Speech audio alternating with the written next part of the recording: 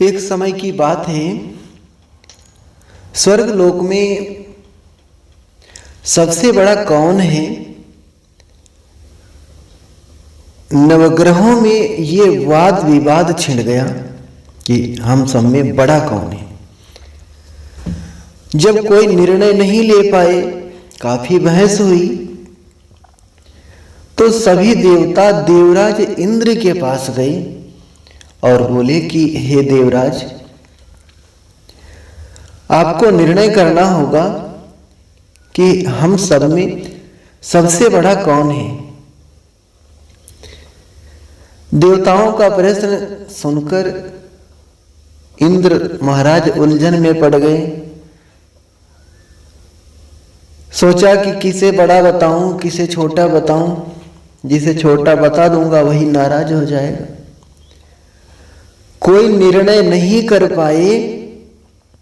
तब इंद्रदेव ने पृथ्वी लोक में राजा विक्रमादित्य के पास सबको चलने के लिए कहा कि भाई सब लोग पृथ्वी लोक में महाराज विक्रमादित्य हैं, सभी उनके पास चलो, वही बताएंगे कि सबसे बड़ा कौन है। तो सभी ग्रह भूलोक राजा विक्रमादित्य के दरबार में पहुंचे। जब ग्रहों ने विक्रमादित्य के दरबार में पहुंच करके अपना प्रश्न महाराज विक्रमादित्य को सुनाया और पूछा कि अब आप बताइए कि हम में सबसे बड़ा कौन है। तो वो भी कुछ देर तक तो मौन रहे, परेशान हो गए। सोचा कि सभी ग्रह अपनी अपनी शक्तियों के कारण परिपूर्ण हैं, तेजस्वी हैं, सभी महान हैं। अब किसी को भी अगर छोटा बता दिए तो लेने के देने पड़ जाएंगे, वो तो हमसे नाराज हो जाएंगे। इसलिए कोई भी निर्णय नहीं ले पाए। काफी चिंतन किया, मनन किया, सोचा क्या करें क्या न करें। अपने मंत्रियों से भी विचार विमर्श किया। मंत्री लोग भी कोई निर्णय नहीं ले पाए। सब डरते थे कि कौन सा कोई ग्रह को अगर हम छोटे बता देंगे तो वह ग्रह हमसे नाराज हो जाएगा। जब कोई भी निर्णय नहीं हो पाया तो अचानक राजा विक्रमादित्य को एक उपाय सूझा और उन्होंने विभिन्न धातुओं से, जैसे सोना, चांदी, कांसा, तांबा, सीसा, रांगा, जस्ता और अभ्रक और लोहे के आदि 9 आसन बनवाए और सबसे आगे सोना और सबसे पीछे लोहे का आसन रखा। फिर कहा कि सभी देवता आप लोग सुनो और आप लोग अपने अपने आसन पर जाकर के बैठ जाइए। और कहा कि जो जिसका आसन है आप उसे ग्रहण करिए और जिसका आसन पहले होगा वो सबसे बड़ा माना जाएगा और जिसका आसन पीछे होगा वो छोटा माना जाएगा। अब जो कि लोहे का आसन सबसे पीछे था, इसलिए शनिदेव महाराज समझ गए कि राजा ने मुझे सबसे छोटा बना दिया है। इस निर्णय से शनिदेव महाराज रुष्ट होकर बोले कि हे राजन, तुमने मुझे सबसे पीछे बैठाकर मेरा अपमान किया है। तुम मेरी शक्तियों से परिचित नहीं हो, अब इसका फल तुम्हें मिलेगा। सुनो राजन, सूर्य एक राशि पर 1 महीने तक रहते हैं, चंद्रमा 2 महीने तक रहते हैं, 2 महीने 2 दिन तक रहते हैं, मंगल 1.5 महीने तक रहते हैं, बुध और शुक्र देवता 1-1 महीने तक रहते हैं, वहीं बृहस्पति 13 महीने तक रहते हैं। लेकिन शनिदेव महाराज कहते हैं कि मैं किसी भी राशि पर 2.5 वर्ष से लेकर 7.5 वर्ष तक रहता हूं। बड़े बड़े देवताओं को मैंने अपने प्रकोप से पीड़ित किया है, अब तू भी मेरे प्रकोप से सावधान रहना। ये शनि महाराज के इन वाक्यों को सुनकर के विक्रमादित्य ने कहा कि अब महाराज जो कुछ भी होगा, जो कुछ भी मेरी भाग्य में लिखा होगा वही होगा। कई लोग होते हैं ना अहंकारी टाइप के, जो ऐसे शब्द बोल देते हैं, महाराज जो भाग्य में होगा वही होगा।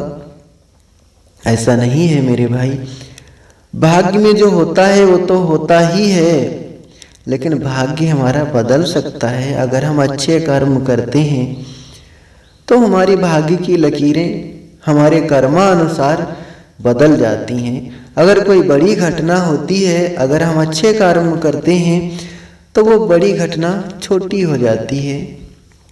इसलिए इंसान को कभी भी सिर्फ भाग्य के भरोसे ही नहीं बैठना चाहिए, कर्म भी करना चाहिए, क्योंकि कर्मणा जायते जंतु कर्मणीव विनीयते सुखम दुखम भजम क्षेमम कर्मणीवाभिपद्यते।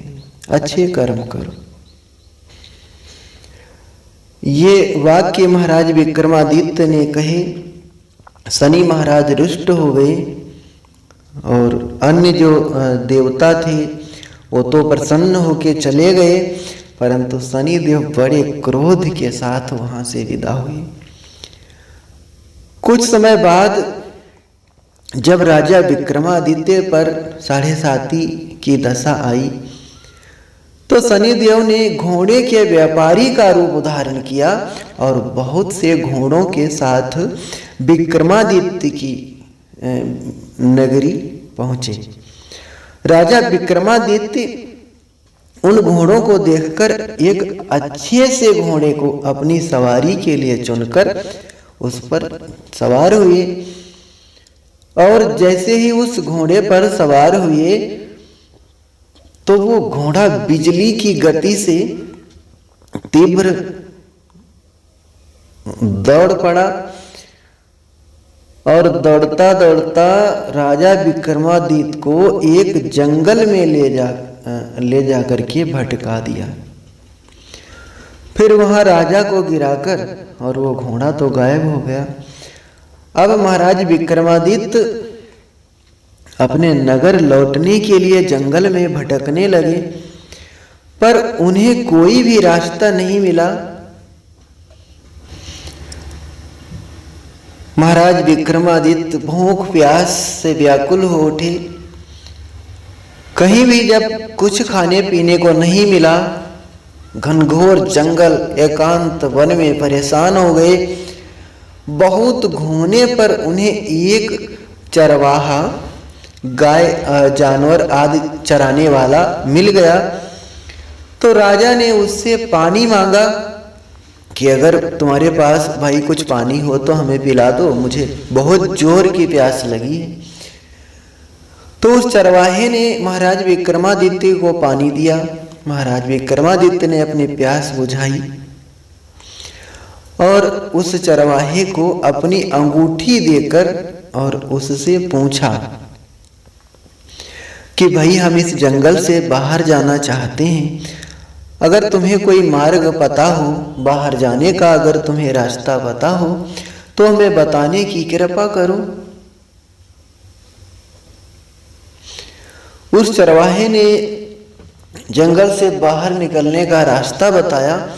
तो महाराज विक्रमादित्य वहां से निकलकर एक नगर में पहुंच गए। नगर में पहुंचकर राजा एक सेठ जी की दुकान के ऊपर गए। दुकान पे पहुंचे, एक बहुत बड़ा साहूकार था वैसे, तो उसकी दुकान पे पहुंचे। राजा के वहां पे कुछ देर महाराज विक्रमादित्य उसकी दुकान पे ठहर गए। उसके ठहरने की वजह से उस सेठ की दुकान में आमदनी बढ़ गई, मतलब ग्राहक ज्यादा आए और पहले की अपेक्षा ज्यादा बिक्री हुई। तो सेठ बहुत प्रसन्न हुआ। इसलिए वो सेठ ने सोचा कि ये बड़ा भाग्यवान व्यक्ति है, तो उसे अपने घर में रोक लिया। कहा कि भाई आप भोजन करके ही जाना। महाराज विक्रमादित्य भी उस सेठ के घर चले गए। अब जहाँ पे महाराज विक्रमादित्य बैठे हुए थे, जिस कमरे में, रूम में भोजन कर रहे थे, सेठ महाराज विक्रमादित्य को भोजन करा के अंदर चला गया। महाराज विक्रमादित्य बैठे थे और उसी कमरे में ये खूंटी थी। पहले के जमाने में लोग दीवालों में लकड़ी की खूंटी लगवा दिया करते थे और उसमें कुछ टांगने वाली वस्तुएं होती थी तो टांग दिया करते थे।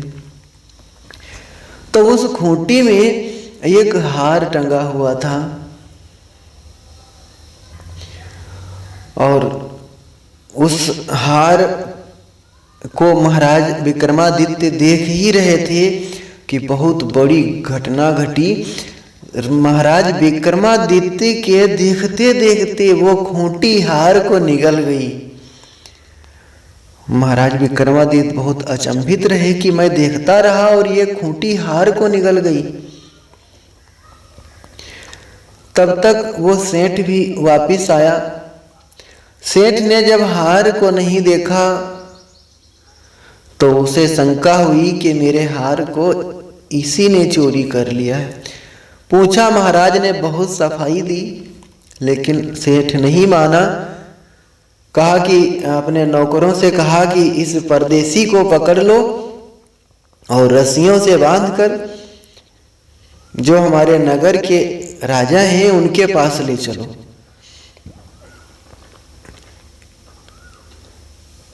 सेठ के नौकरों ने महाराज विक्रमादित्य को रस्सियों में बांध करके और जो उस नगर का राजा था उसके पास ले गए। नगर के राजा ने विक्रमादित्य से पूछा तो महाराज विक्रमादित्य ने सच सच बता दिया कि खूंटी ने ही हार को निगल लिया है।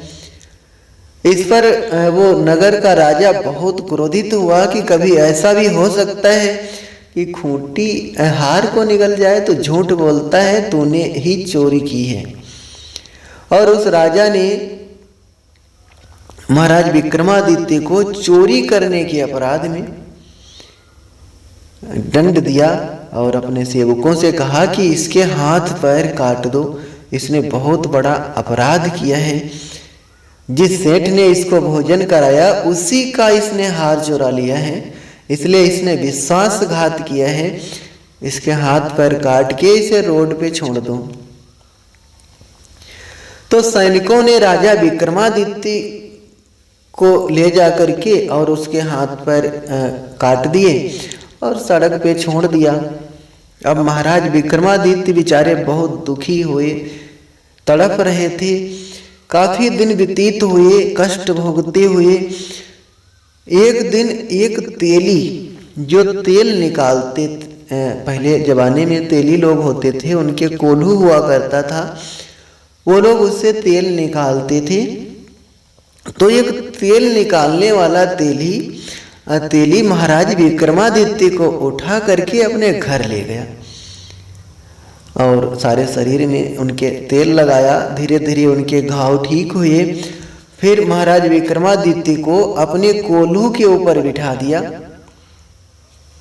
तो महाराज विक्रमादित्य के हाथ पैर तो थे नहीं, तो बैठे रहते थे और बैलों को आवाज देते रहते थे, हाँकते रहते थे। इससे वो बैल चलते रहते थे और तेली का काम होता रहता था। तेली, अच्छा, महाराज विक्रमादित्य भाग्यवान थे, इसलिए तेली का भी कारोबार बहुत अच्छा चला। इस तरह तेली धीरे धीरे मालामाल हो गया। अब राजा को भी भोजन मिलता था और तेली का भी काम चलता था। धीरे धीरे समय व्यतीत हुआ और एक दिन ऐसा आया जो शनि महाराज का जो प्रकोप था, जो उनकी 7.5 थी, वो पूरी हो गई। वर्षा ऋतु आरंभ हुई। एक रात विक्रमादित्य मेघ मल्हार गा रहे थे। महाराज विक्रमादित्य बहुत अच्छे संगीतकारी थे। पहले के जो लोग होते थे, जो थोड़ा संपन्न होते थे, जिनके पास समय होता था, वो क्या करते थे, समय व्यर्थ में ना बर्बाद करके कोई ना कोई हुनर सीखते थे, समय बर्बाद नहीं करते थे। महाराज विक्रमादित्य के ऊपर भगवान की कृपा थी, बहुत अच्छे संगीतज्ञ थे। तो ये मल्हार गा रहे थे अपने बढ़िया मधुर कंठ से, मस्ती में गा रहे थे। लेकिन तभी ये घटना ये हुई कि नगर की राजकुमारी, उसका नाम था मनभावनी, वो अपने रथ पे सवार होकर के और उसी जहाँ पे ये मल्हार गा रहे थे वहीं से निकली। तो उसे मल्हार सुनाई दी, उसे बहुत अच्छा लगा। तो अपनी दासी को भेज करके कहा कि उस जो ये मल्हार गा रहा है उसे मेरे पास लेके आ जाओ। दासी गई और महाराज विक्रमादित्य को देखा कि एक अपंग व्यक्ति इतना सुंदर गा रहा है।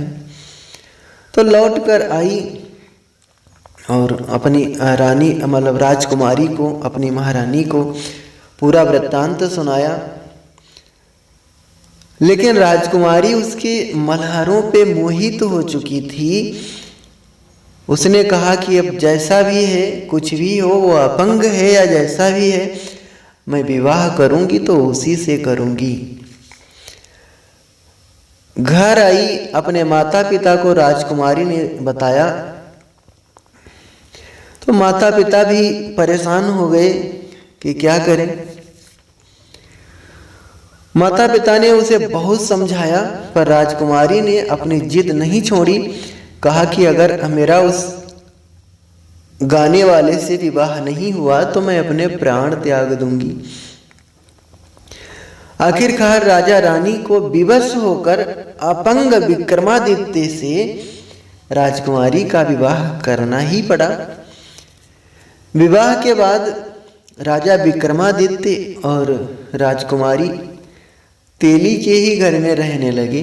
जहाँ विक्रमादित्य महाराज जिस कोल्हू वाले के घर में रह रहे थे, राजकुमारी भी वहीं आ गई और दोनों रहने लगे।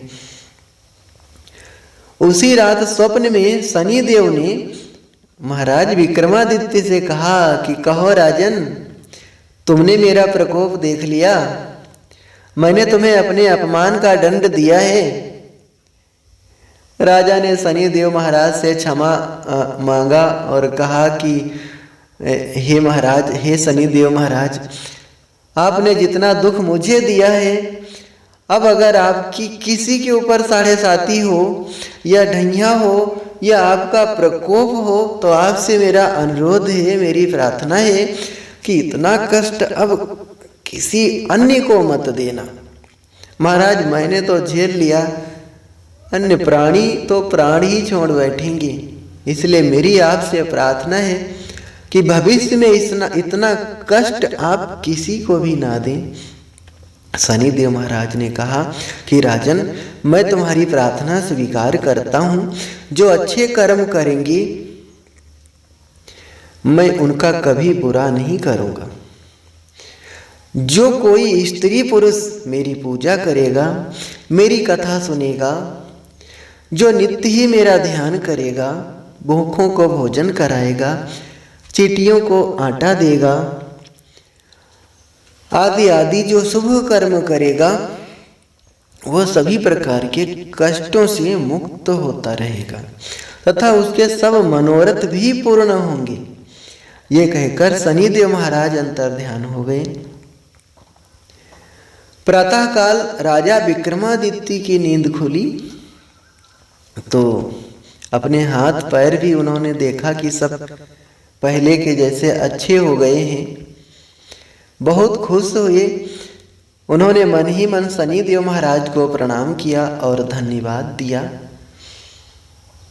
राजकुमारी भी महाराज विक्रमादित्य के हाथ पैर सलामत देखकर आश्चर्य में डूब गई। तब राजा विक्रमादित्य ने अपना परिचय देते हुए शनिदेव के प्रकोप की सारी कहानी सुनाई।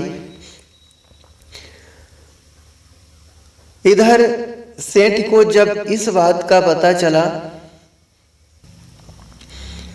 तो दौड़ता हुआ आया और राजा विक्रमादित्य के चरणों में गिरकर क्षमा मांगने लगा। राजा विक्रमादित्य ने उसे क्षमा कर दिया। अब महाराज विक्रमादित्य तो जानते ही थे कि ये सब तो हमारे ऊपर साढ़े साती थी, शनिदेव महाराज के कोप के कारण हुआ था। इसलिए महाराज विक्रमादित्य ने सेठ को क्षमा कर दिया और अपने घर को प्रस्थान कर गए। जब महाराज विक्रमादित्य घर को गए, सेठ के घर को गए, तो वहाँ भोजन कर रहे थे। जिस कमरे में पहले बैठ के भोजन किया था, जहाँ खूंटी हार निकल गई थी, उसी में फिर बैठ के भोजन करने लगे तो वही घटना फिर घटी। जिस खूंटी ने हार को निगला था, वही खूंटी ने हार को फिर निकाल दिया। सब ने देखा तो बड़ा अचंभित हुए। सेठ भी बहुत लज्जित हुआ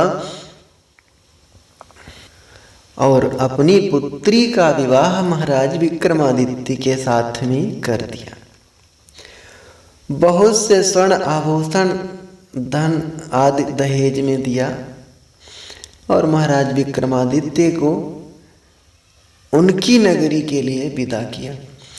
राजा विक्रमादित्य राजकुमारी मनभावनी और सेठ की बेटी के साथ अपने नगर वापस पहुंचे तो नगरवासियों ने हर्ष के साथ उनका स्वागत किया। अगले दिन राजा विक्रमादित्य ने पूरे राज्य में घोषणा करवाई कि शनिदेव सब ग्रहों में सर्वश्रेष्ठ हैं। प्रत्येक स्त्री पुरुष शनिवार को उनका व्रत करें और व्रत कथा अवश्य सुने। राजा विक्रमादित्य की घोषणा से शनिदेव महाराज बहुत प्रसन्न हुए। शनिवार का व्रत करने और व्रत कथा सुनने से शनिदेव की अनुकंपा बनी रहती है और जातक के सभी दुख दूर हो जाते हैं। बोले शनिदेव महाराज की जय हो। प्यारे भक्तों, इस कहानी का निष्कर्ष यही है कि शनिदेव महाराज देवता हैं। अगर हम भक्ति और भाव से शनिदेव महाराज का पूजन करें तो शनिदेव महाराज हमारा अमंगल नहीं बल्कि मंगल करते हैं और हमारे घर में सुख और शांति प्रदान करते हैं। जो भी व्यक्ति प्रत्येक शनिवार को शनिदेव महाराज को काला वस्त्र, नारियल, काली वस्तुएं आदि या शनिदेव महाराज के मंत्र, सुंदरकांड, शनि चालीसा, शनि स्तोत्र आदि का शनि मंदिर में पाठ करता है, उसके घर में सुख और शांति आती है। शनिदेव महाराज उसे सभी खुशियां प्रदान करते हैं। शनिदेव महाराज आप सभी पे हमेशा कृपा बनाए रखें। जय शनिदेव।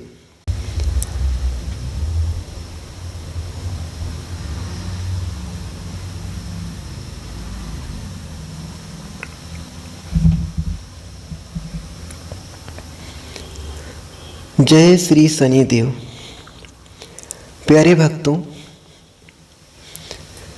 वैसे तो आप सभी जानते ही हैं कि शनिदेव महाराज न्यायप्रिय देवता हैं।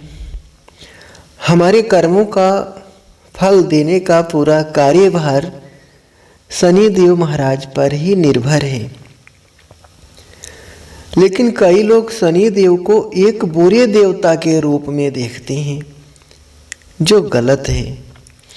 शनिदेव अगर किसी को उसके बुरे कार्यों की सजा देते हैं तो उसके अच्छे कार्यों के लिए उसका अच्छा फल भी देते हैं। शनि महान है। उनकी छत्र छाया में आए हर इंसान का कल्याण होता ही है। तो आइए हम आगे जानते हैं शनि महाराज का व्रत कैसे करते हैं। शनिदेव महाराज को काले तिल, काले तिल का तेल, काला वस्त्र, काली उड़द की दाल या काले उड़द बहुत ही प्रिय हैं। इनसे ही पूजा होती है। शनिदेव का स्तोत्र पाठ करें। शनि स्तोत्र, शनिवार का व्रत। वैसे तो आप वर्ष के किसी भी शनिवार के दिन व्रत रखना शुरू कर सकते हैं, परंतु श्रावण मास में शनिवार का व्रत प्रारंभ करना अति मंगलकारी है।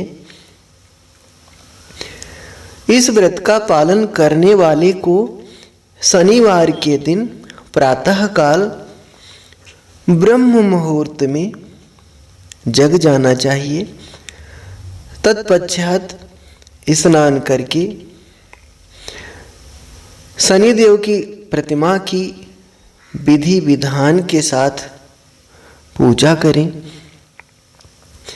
शनि भक्तों को इस दिन शनि मंदिर में जाकर शनिदेव को नीले, लाजवंती आदि का फूल अर्पण करना चाहिए।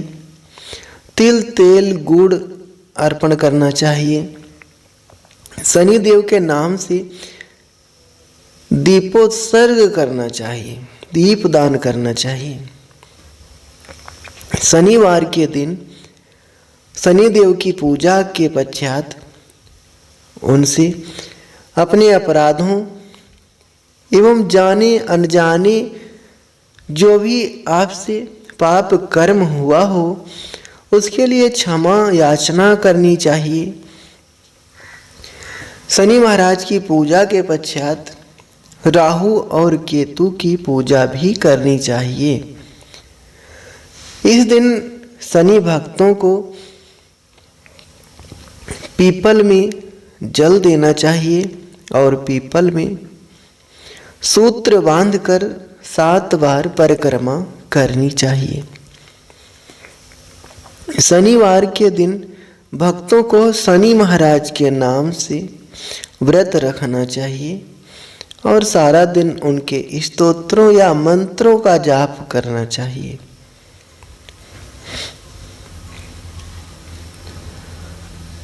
एक समय सभी नवग्रहों यानी सूर्य, चंद्र, मंगल, बुध, बृहस्पति, शुक्र, शनि, राहु और केतु में विवाद छिड़ गया कि हम में सबसे बड़ा कौन है। सभी आपस में आड़ दिखाने लगे, लड़ने लगे। कोई कहता हम बड़े हैं, कोई कहता है हम बड़े हैं। जब कोई भी निर्णय नहीं हो पाया तो देवराज इंद्र के पास निर्णय कराने के लिए पहुंच गए। इंद्र देवता भी घबराए, सोचा कि किसे बड़ा बताऊं, जिसे भी छोटा बता देंगे वही सवार हो जाएगा, नाराज हो जाएगा। और इस निर्णय को देने में अपनी असमर्थता जताई, परंतु उन्होंने कहा कि इस समय पृथ्वी पर राजा विक्रमादित्य हैं जो कि अति न्यायप्रिय हैं, वही इसका निर्णय कर सकते हैं। सभी ग्रह एक साथ राजा विक्रमादित्य के पास पहुंचे और अपना विवाद बताया। साथ ही निर्णय के लिए कहा कि महाराज अब आप ही फैसला सुना दीजिए, कौन बड़ा है। राजा विक्रमादित्य ने जब यह सुना तो बड़ा अचंभित हुए, काफी सोच विचार किया और बहुत दुखी हुए, क्योंकि वे जानते थे कि जिस किसी को भी छोटा बता देंगे वही कुपित हो उठेगा। तब राजा को एक उपाय सूझा। उन्होंने स्वर्ण, रजत, कांस्य, पीतल, शीशा राका, जस्ता, अभ्रक और लोह, ये 9 सिंहासन बनवाए और उन्हें इसी क्रम से रख दिया। फिर उन सबसे निवेदन किया कि आप सभी अपने अपने सिंहासन पर स्थान ग्रहण करें। जो अंतिम सिंहासन पर बैठेगा वही सबसे छोटा माना जाएगा। इस अनुसार लोह सिंहासन सबसे बाद में होने के कारण शनिदेव सबसे बाद में बैठे, तो वही सबसे छोटे कहलाए। उन्होंने सोचा कि राजा ने यह जानबूझकर किया है, तब हमारे शनिदेव महाराज कुपित हो गए। महाराज विक्रमादित्य से कहा कि राजन, तू मुझे नहीं जानता। सूर्य 1 राशि में 1 महीना, चंद्रमा 2.25 महीना 2 दिन, मंगल 1.5 महीना, बृहस्पति 13 महीने व बुध और शुक्र 1 महीने विचरण करते हैं, परंतु मैं 2.5 से 7.5 साल तक रहता हूँ। बड़े बड़ों का मैंने विनाश किया है। श्री राम के 7.5 आने पर उन्हें वनवास हो गया। रावण के 7.5 आने पर उसकी लंका को बंदरों की सेना ने परास्त कर दिया, ढहा दिया। अब तुम सावधान रहना। ऐसा कहकर शनिदेव महाराज कुपित होते हुए वहां से चले गए। अन्य देवता खुशी खुशी चले गए। कुछ समय बाद महाराज विक्रमादित्य के ऊपर 7.5 आई। तब शनिदेव घोड़ों के सौदागर बनकर वहां आए। उनके साथ कई बढ़िया घोड़े भी थे। महाराज विक्रमादित्य ने जब यह समाचार सुना कि हमारे नगर में एक बहुत ही घोड़े बेचने वाला आया है और उसमें सबसे अच्छा एक अश्वपाल है, तो घोड़े खरीदने की इच्छा से वहां गए और अपने जो उनका अश्वपाल था, जो उनका घोड़ों का रखवाला था, उसे साथ में लेकर के वहां गए। तो उसने कई अच्छे अच्छे घोड़े खरीदे व एक सर्वोत्तम घोड़े को राजा को सवारी हेतु दिया। महाराज, आप इस पे बैठ करके इसे ठीक से देख लीजिए, अगर पसंद आए तो लीजिए। राजा विक्रमादित्य जैसे ही उस पर बैठे, वो घोड़ा सरपट वन की ओर भागा, वन की तरफ दौड़ लगाई। भीषण वन में पहुंचकर वो घोड़ा तो अंतर्ध्यान हो गया, लेकिन महाराज विक्रमादित्य बेचारे भूख प्यास से भटकते रहे। कहीं कोई नहीं मिला। जब बहुत दुख उठा लिए, तब एक ग्वाले ने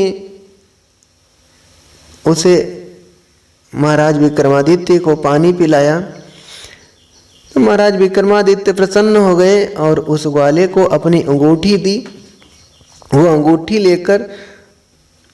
देकर महाराज विक्रमादित्य तो एक नगर को वापिस चले आए और वहाँ अपना नाम उज्जैन निवासी बीका बताया। वहाँ एक सेठ की दुकान थी।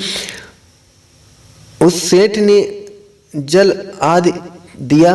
महाराज विक्रमादित्य ने उसे ग्रहण किया और कुछ विश्राम भी किया। भाग्यवश उस दिन सेठ की बड़ी अच्छी बिक्री हुई।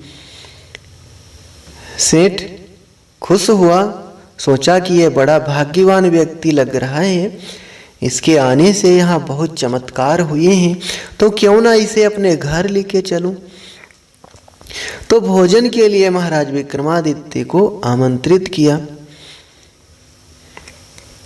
घर लेके आया। वहां उसने एक खूंटी पर देखा कि एक हार लटका है। महाराज विक्रमादित्य जब कमरे में गए तो वहां भोजन करने लगे, तो देखा कि एक खूंटी के ऊपर हार लटका है। जिसे वो खूंटी खुद ही निगल रही है। महाराज विक्रमादित्य के देखते देखते वो हार गायब हो गया। खूंटी ही वो उस हार को निगल गई। महाराज विक्रमादित्य भौचक्के हुए बैठे ही थे कि तब तक वो सेठ आ गया।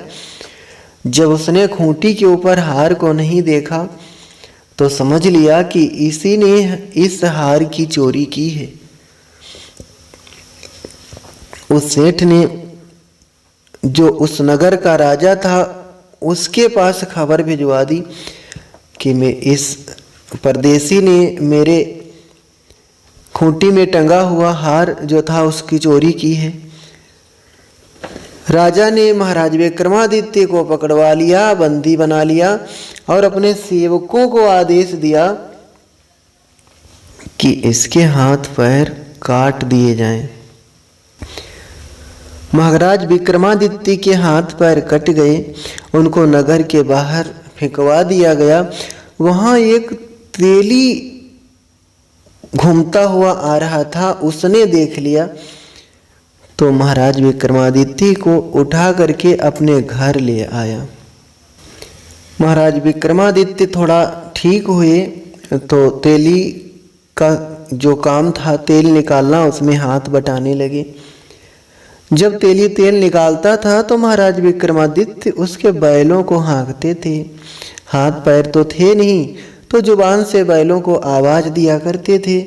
धीरे धीरे समय बीता और जो महाराज के ऊपर साढ़े साती का प्रकोप था वो खत्म हुआ। तब तक वर्षा काल आ गई, श्रावण का सुहावना महीना आ गया। तो महाराज विक्रमादित्य मल्हार गाने लगे। मल्हार गा ही रहे थे, तब तक जिस नगर में रह रहे थे उसी नगर की राजकुमारी निकली वहां से, जिसका नाम मनभावनी था। उस मनभावनी को महाराज विक्रमादित्य की मल्हार इतनी मन भाई कि वो मोहित हो गई। उसने अपने मन में प्रण कर लिया कि अब मैं इसी से विवाह करूंगी। अपनी दासी को भेजा, कहा कि जाओ जो गायक है, जिस गा रहा है उसे ढूंढ करके लाओ। दासी गई, देख करके वापिस आई, बताया कि वह एक चौरंगिया है, उसके हाथ पैर नहीं है। आप उसके चक्कर में ना पड़े, अपने घर जाएं तो सुखी रहेंगी। परंतु राजकुमारी नहीं मानी। अगले ही दिन उठते ही वह अनशन पर बैठ गई, धरना दे दिया, विवाह करूंगी तो उसी से करूंगी, नहीं तो आप लोग समझते हैं क्या करूंगी, प्राण दे दूंगी। माताओं का सबसे बड़ा शस्त्र होता है कि मैं मर जाऊंगी, कट जाऊंगी, कुएं में गिर जाऊंगी। इसने भी कहा कि अगर मेरा विवाह नहीं हुआ उससे तो मैं अपने प्राण दे दूंगी। बेचारे माता पिता भोले भाले थे। पहले तो बहुत समझाया, जब वो देवी नहीं मानी तो कहा ठीक है, जैसी तेरी इच्छा। उस तेली को बुलाया और विवाह की तैयारी करने के लिए कहा। फिर उसका विवाह राजकुमारी का विवाह महाराज विक्रमादित्य के साथ हो गया और राजकुमारी उसी तेली के घर में महाराज विक्रमादित्य के साथ रहने लगी। एक दिन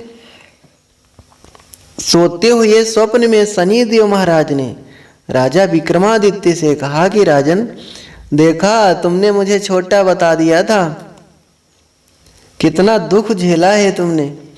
तब राजा विक्रमादित्य ने महाराज से माफी मांगी, क्षमा मांगी कि क्षमा करना प्रभु, गलती हो गई, अनजाने में मेरे मुख से यह वाक्य निकल गए। आप तो महान हो, आप सबसे शक्तिशाली और सामर्थ्यवान देवता हो। ऐसे कह के प्रार्थना की तो शनिदेव महाराज खुश हो गए। कहा कि वरदान मांगो। तो महाराज विक्रमादित्य ने कहा कि हे शनिदेव महाराज, जैसा दुख आपने मुझे दिया है ऐसा दुख भविष्य में आप किसी को भी मत देना। शनिदेव महाराज मान गए और कहा कि भाई जो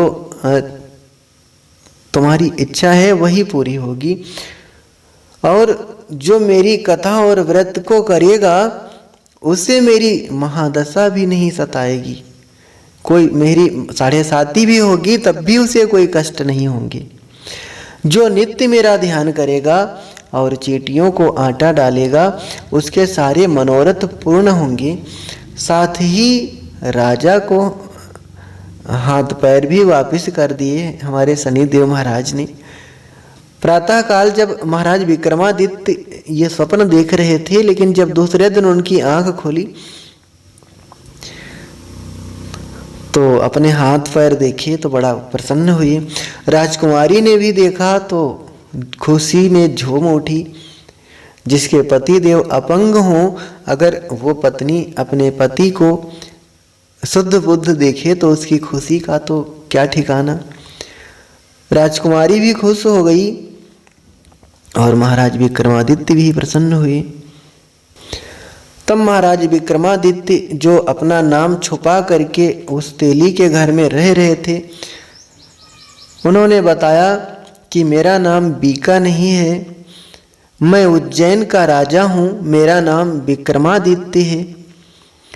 सभी अत्यंत प्रसन्न हुए। सेठ ने जब सुना, जिसके वहाँ पे खूंटी का हार निगल गए, जिस खूंटी ने जहाँ हार निगल गया था, जो उस वैश्य ने सुना, दौड़ा दौड़ा आया और महाराज विक्रमादित्य के चरणों में गिर गया, क्षमा मांगने लगा। तो राजा ने कहा कि सेठ तुम कोई चिंता मत करो, ये तो शनिदेव महाराज का प्रकोप था, इसमें तुम्हारी कोई गलती नहीं है, इसमें तुम्हारा कोई दोष नहीं है। सेठ ने फिर निवेदन किया कि मुझे शांति तब ही मिलेगी जब आप मेरे घर चलकर भोजन करेंगे। सेठ ने अपने घर नाना प्रकार के व्यंजनों से महाराज विक्रमादित्य का सत्कार किया। जब महाराज विक्रमादित्य भोजन करने लगे तब जो खूंटी हार निगल गई थी उसने हार को भी वापस कर दिया। सब बड़ा खुश हुए। सेठ ने महाराज विक्रमादित्य को ढेर सारा धन दिया और अपनी कन्या श्री कंवरी से पानी ग्रहण का निवेदन किया कि पुत्री तुम महाराज विक्रमादित्य से विवाह कर लो। राजा ने साहस स्वीकार कर लिया और फिर क्या था, मंगल हो गया। कुछ समय पश्चात राजा अपनी दोनों रानियों मनभावनी और श्री कंवरी को साथ में लेकर, दहेज आदि साथ में लेकर अपनी उज्जैन नगरी को गए। वहाँ पूर्ववासियों ने जब महाराज विक्रमादित्य को देखा तो बड़ा खुश हुए, बहुत स्वागत किया। सारे नगर में दीपमाला हुई, वह सबने खुशी मनाई। राजा ने घोषणा की, जब महाराज विक्रमादित्य अपनी नगर में आके गद्दी पे बैठे तो घोषणा कर दी कि नगर निवासियों सुनो, मैंने शनिदेव महाराज को सबसे छोटा बताया था, जबकि असल में वही सर्वोपरि हैं। तब से सारे राज्य में शनिदेव महाराज की पूजा और कथा नियमित होने लगी। सारी प्रजा ने बहुत समय सुख भोगा और आनंद के साथ समय व्यतीत किया। जो कोई शनिदेव की इस कथा को सुनता या पढ़ता है उसके सारे दुख दूर हो जाते हैं। व्रत के दिन इस कथा को अवश्य सुनना या पढ़ना चाहिए। बहुत ही महत्वपूर्ण कथा है और शनिदेव महाराज को बहुत पसंद है। आक का फूल, आक मदार को भी आक कहते हैं। आक का या मदार का फूल भी शनिदेव को बहुत प्रिय है। शनिदेव महाराज आक के अलावा नीले रंग के अपराजिता के फूल भी अर्पित कर सकते हैं। शनिवार को शनि देव के चरणों में नीले रंग के 5 फूल चढ़ाने से शनि देव जल्दी प्रसन्न होते हैं और सभी मनोकामनाएं पूर्ण होती हैं। शनिवार के व्रत में एक समय के भोजन का विधान है। उड़द की दाल की खिचड़ी अथवा दाल खाई जाती है। शनि की पूजा में काले तिल, काले वस्त्र, तेल, उड़द आदि का उपयोग किया जाता है, क्योंकि ये सभी शनि महाराज की वस्तुएं मानी जाती हैं। शनिवार का व्रत पालन करने वाले व्यक्ति को व्रत के दिन प्रातः सूर्योदय से पूर्व उठना चाहिए और प्रातः ही नित्य क्रियाओं से मुक्त होकर पूरे घर को गंगा जल या अन्य किसी शुद्ध जल से पूरे घर में छिड़काव कर घर को शुद्ध करना चाहिए।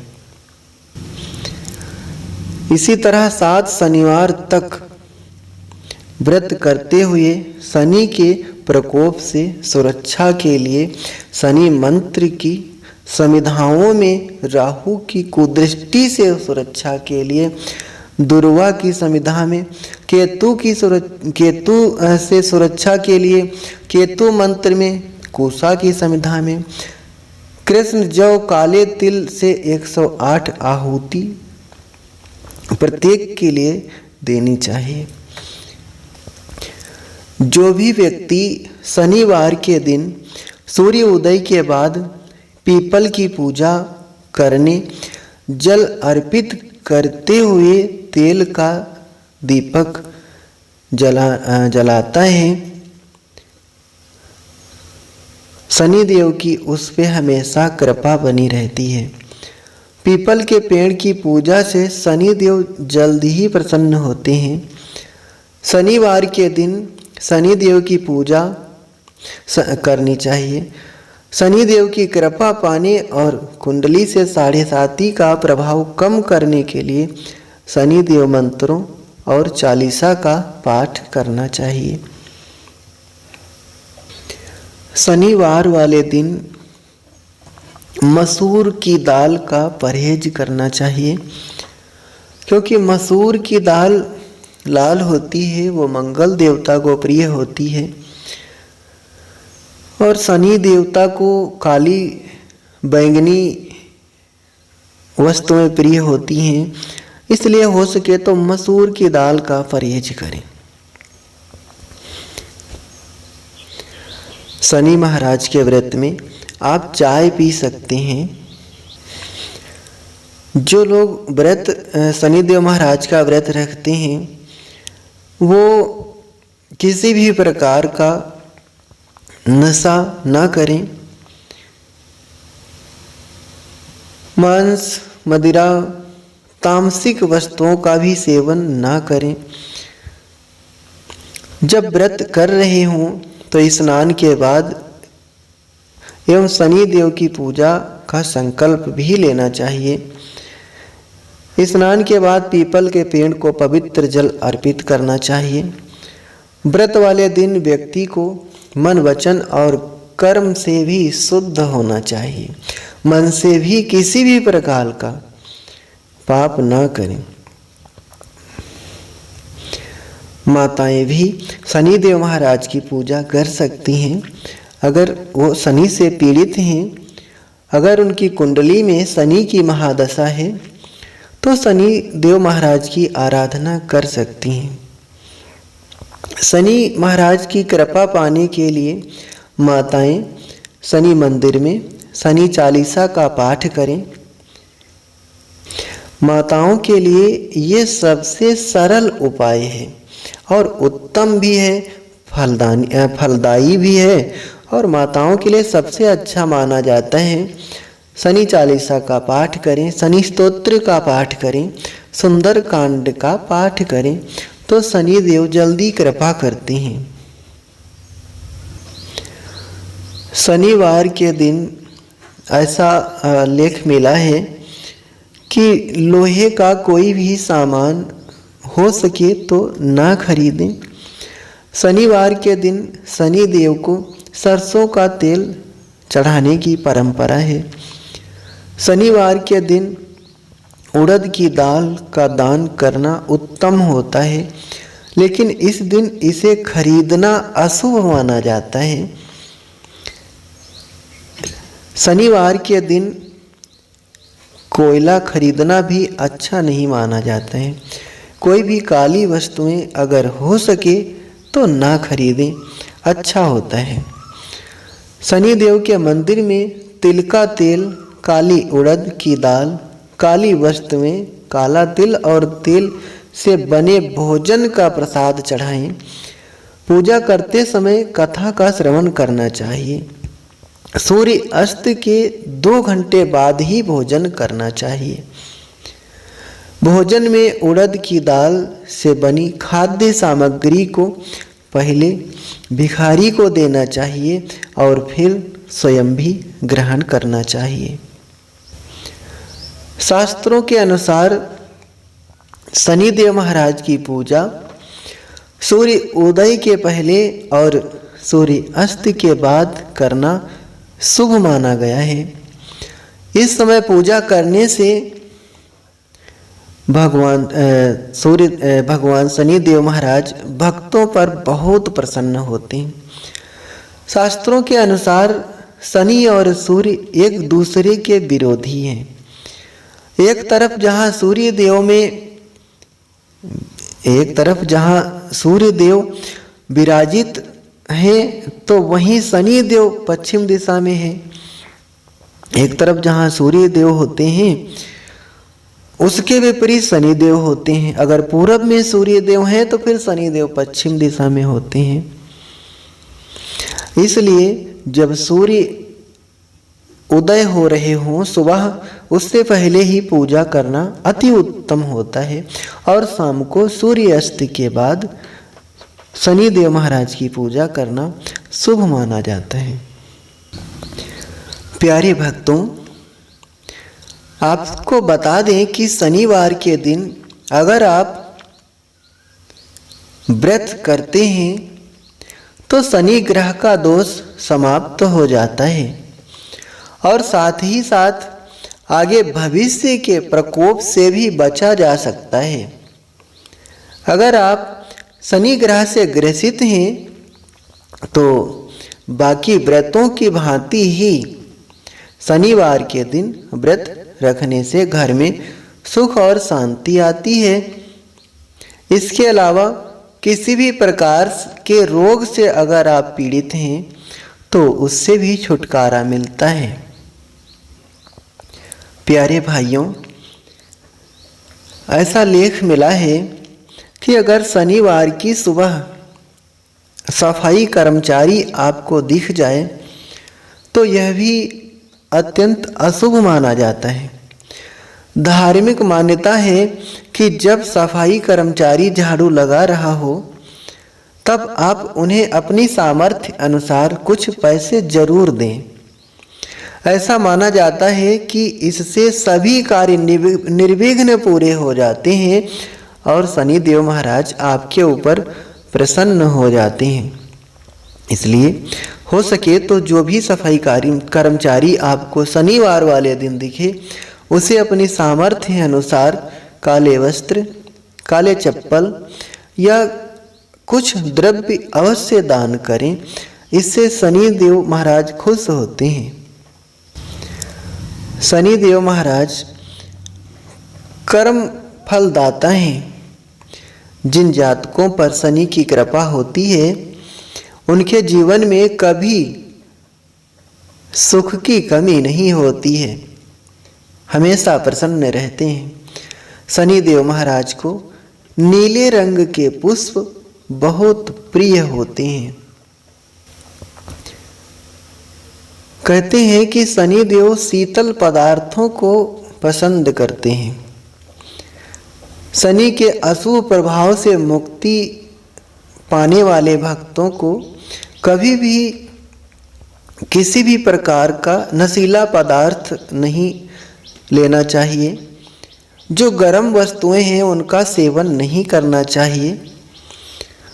यहाँ तक लेख आता है कि लाल मिर्च भी शनि की महादशा वाले जातकों को प्रयोग नहीं करना चाहिए। शनिदेव महाराज को तेल बहुत प्रिय है।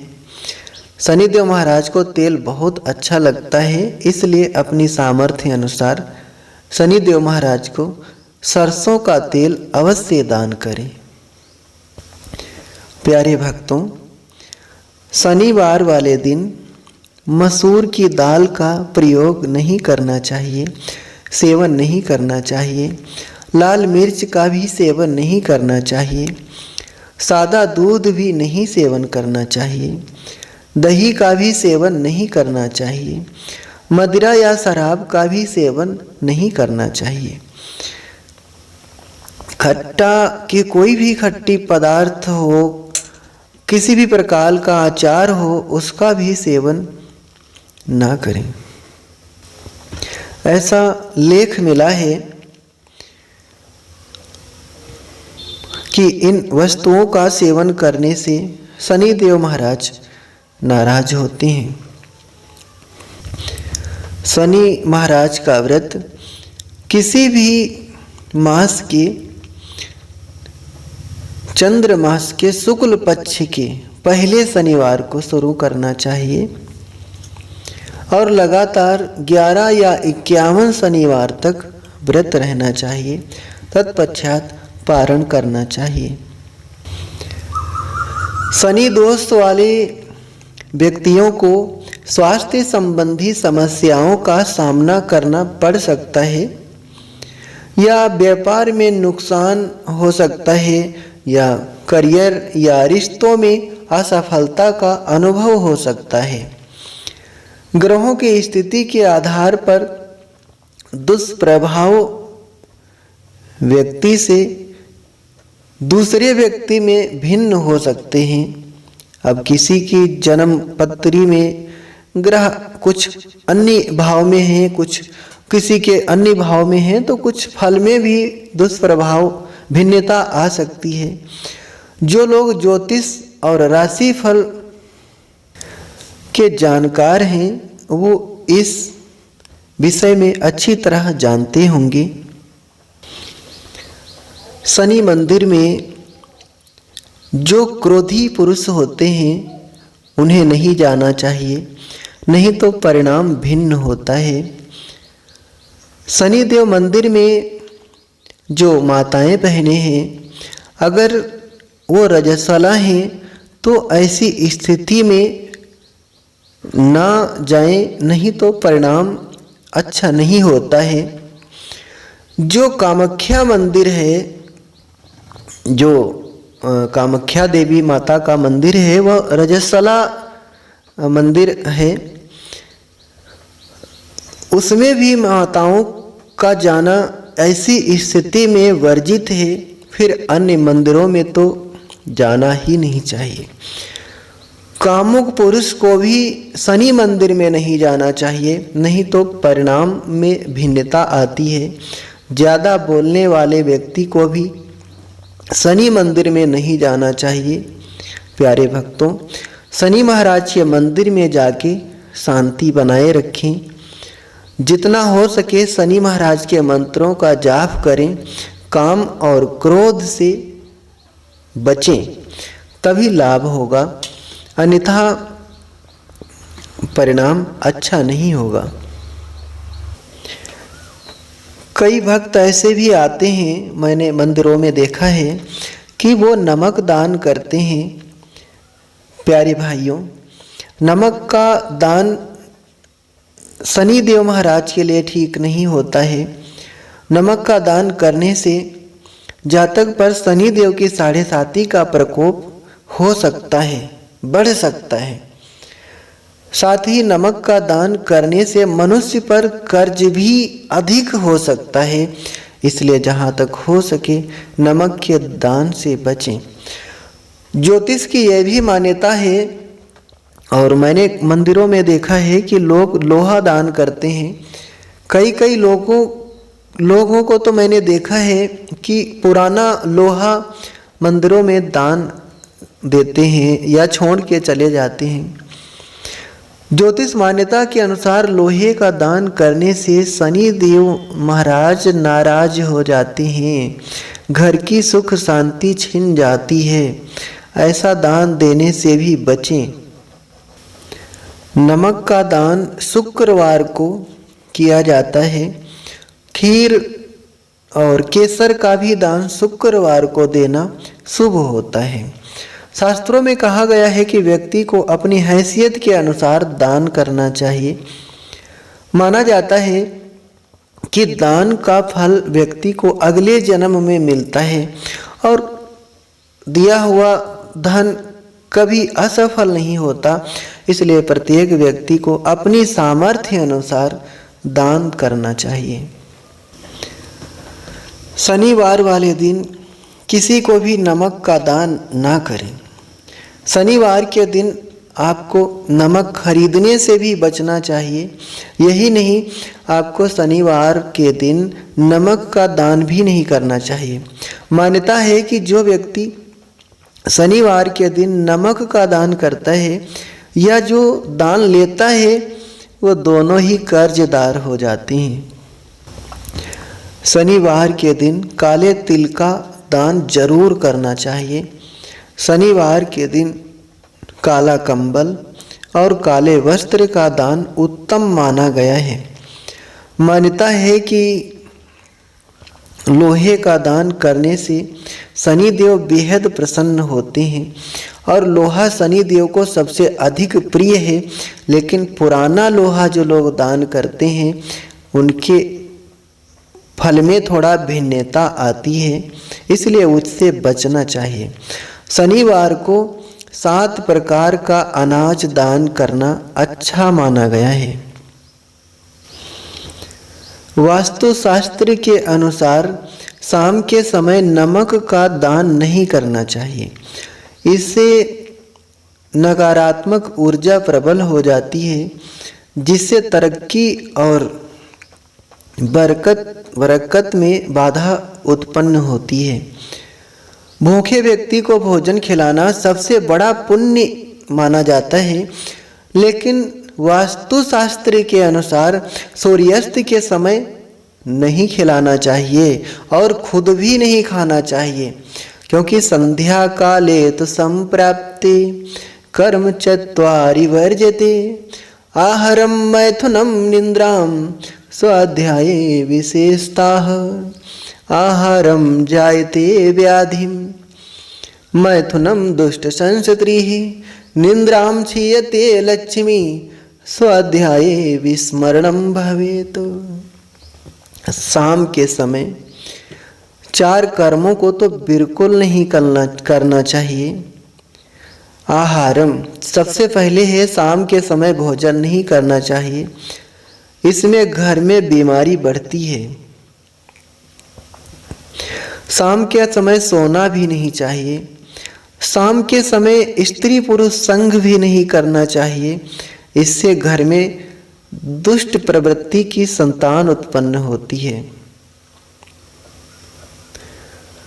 आहारम जायते व्याधिम निद्राम क्षीयते लक्ष्मी स्व अध्याय विस्मरणम भवेत। पढ़ना भी नहीं चाहिए, नहीं जितना पढ़ोगे उससे ज़्यादा भूल जाओगे। प्यारे भक्तों, शनिवार के दिन मांस मदिरा के साथ साथ किसी भी प्रकार के नशे का सेवन नहीं करना चाहिए। ऐसा करने से शनिदेव आपसे नाराज हो सकते हैं। शनिवार के दिन तेल, लकड़ी, कोयला, नमक, लोहा या लोहे की वस्तु नहीं खरीदना चाहिए। ऐसा करने से जीवन में संकट आना शुरू हो जाता है। शनिवार वाले दिन सरसों का तेल घर के इस्तेमाल के लिए नहीं खरीदना चाहिए, बल्कि आप इसे शनिवार के दिन अगर ज़रूरतमंद को दान में देते हैं तो आपके लिए शुभ हो सकता है। शनिवार को शनिदेव की छवि के सामने यानी प्रतिष्ठित मूर्ति के सामने दीपक जलाकर उनकी पूजा करें। सरसों के तेल से जलाए गए दीपक से किया गया पूजन शनि देव महाराज को स्वीकार्य होता है, उन्हें बहुत प्रिय होता है। जो लोग हमेशा अपनी सामर्थ्य अनुसार दान देते हैं, शनि देव महाराज उन पे बहुत खुश रहते हैं। जो लोग गरीबों को भोजन कराते हैं, शनि ग्रह के सर्वोत्तम उपायों में से सबसे एक को करते हैं। शनि देव महाराज जो गरीबों की मदद करते हैं, उन पे बहुत खुश रहते हैं।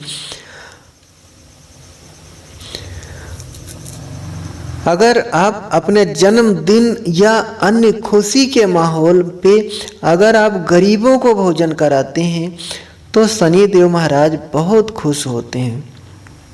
आप किसी भी मंदिर में अगर अन्न दान करते हैं तो शनि देव महाराज बहुत खुश होते हैं। शनि ग्रह या भगवान शनि देव को प्रसन्न करने और उनकी कृपा प्राप्त करने के लिए आपको शनि बीज मंत्र यानी ओम प्राम प्रीम प्रोम सह शनिश्चराय नमः, ओम प्राम प्रीम प्रोम सह शनिश्चराय नमः, इस मंत्र का जाप करना चाहिए। आपको इस मंत्र का 23,000 बार जाप करना चाहिए, जिससे शनि देव महाराज शांत होते हैं और फिर आपके ऊपर कृपा बरसाने लगते हैं। अगर आपके अंदर शनि दोष है, अगर आपकी कुंडली में शनि दोष है तो आपके अंदर ये लक्षण हो सकते हैं। ध्यान देना, समय से पहले आंखें कमजोर होना ये शनि दोष के लक्षण हैं। कम उम्र में बाल अति अधिक झड़ना शनि देव के लक्षण हो सकते हैं। सर में अधिक दर्द रहना शनि दोष के लक्षण हो सकते हैं। नास्तिक होना या भगवान का हर बात में मजाक बनाना, कई लोग होते हैं जो भगवान के ही मजाकों की चर्चाएं करते हैं, भगवान के नाम के चुटकुले बना लेते हैं, उनमें शनि दोष के लक्षण होते हुए पाए जाते हैं। अपने से बड़े बुजुर्गों का अपमान करना ये भी शनि दोष का लक्षण है। चोरी करना, जुआ खेलना और सट्टे लगाना ये भी शनि दोष का लक्षण है। मस्तिष्क में सदैव द्वंद्व रहना, किसी किसी का मस्तिष्क ऐसा होता है जो दूसरों का बुरा ही सोचते हैं, किसी का भला ही नहीं सोचते, तो उनमें शनि दोष का लक्षण होता है। जरूरत से ज़्यादा आलसी और चालाक होना भी शनि दोष का लक्षण है। ज़्यादा चालाकी भी शनि दोष का लक्षण प्रदर्शित करती है।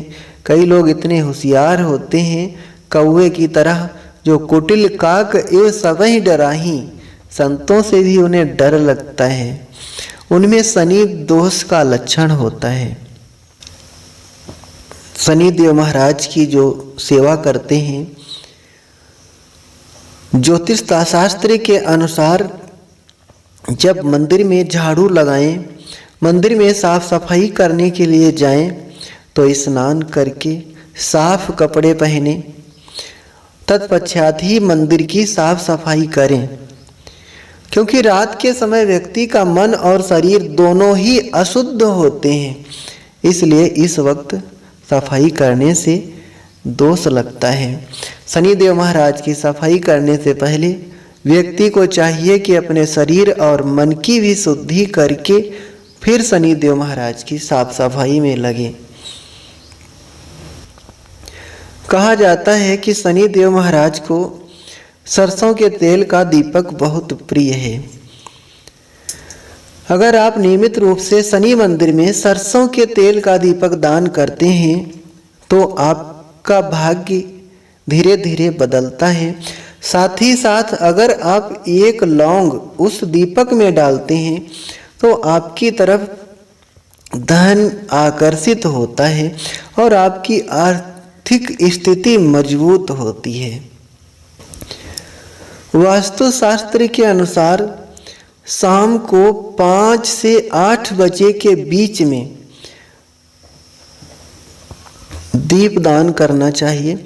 ये समय दीपदान के लिए बहुत अच्छा माना जाता है। ज्योतिष शास्त्र के अनुसार दीपदान का महत्व बहुत अधिक माना जाता है। जो माताएं बहनें शाम के समय अपने घर की देहली पर दीपदान करती हैं, उनके घर में लक्ष्मी माता हमेशा वास करती हैं। शनि की महादशा आने पर व्यक्ति की आंखें कमज़ोर होती हैं, बाल झड़ने लगते हैं, उसमें चिड़चिड़ापन आता है, उसका शरीर अस्वस्थ रहने लगता है, बीमारियां घेर लेती हैं। कुछ लोग तो पेट की भयंकर समस्याओं जैसे समस्या से भी जूझने लगते हैं। शनि के अशुभ प्रभाव से नौकरी में भी संघर्ष करना पड़ता है। शनि से प्रभावित व्यक्ति का स्वभाव धीरे धीरे बदलने लगता है, चिड़चिड़ापन हो जाता है, दूसरे को सुखी नहीं देखता है, बात बात पे लड़ना झगड़ना, गंदा रहना। और शनि से पीड़ित व्यक्ति अधिकांश झूठ बोलने लगता है। ये सब शनि के पीड़ित होने के लक्षण हैं। ऐसा होने पे व्यक्ति शनिदेव महाराज का व्रत करे।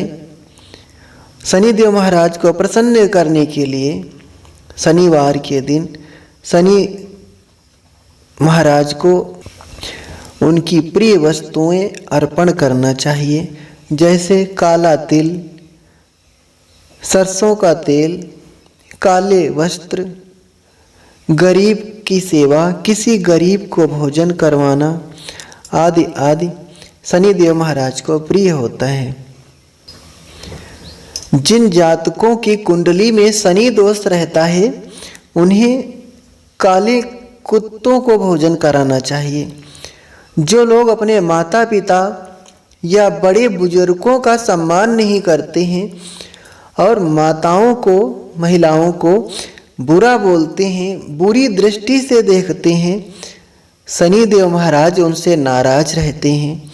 इसलिए आए हुए भक्तों से अनुरोध है कि हमेशा अपने मन में शनिदेव महाराज का जाप करें और अपनी दृष्टि नीचे रखें, किसी को कुदृष्टि से ना देखें। शनिदेव महाराज कृपा करेंगे।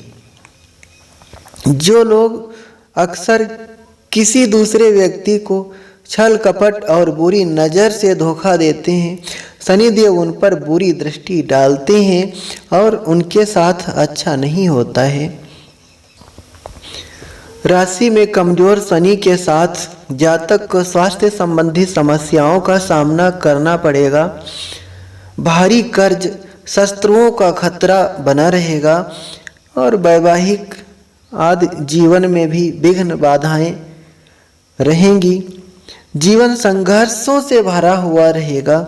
इसलिए शनि देव महाराज की कृपा प्राप्त करने के लिए शनि मंदिर में दीप दान करें, बड़े बुजुर्गों का सम्मान करें, माताओं बहनों को अच्छी दृष्टि से देखें और गरीबों की मदद करें, तो शनि देव महाराज जल्दी प्रसन्न होंगे।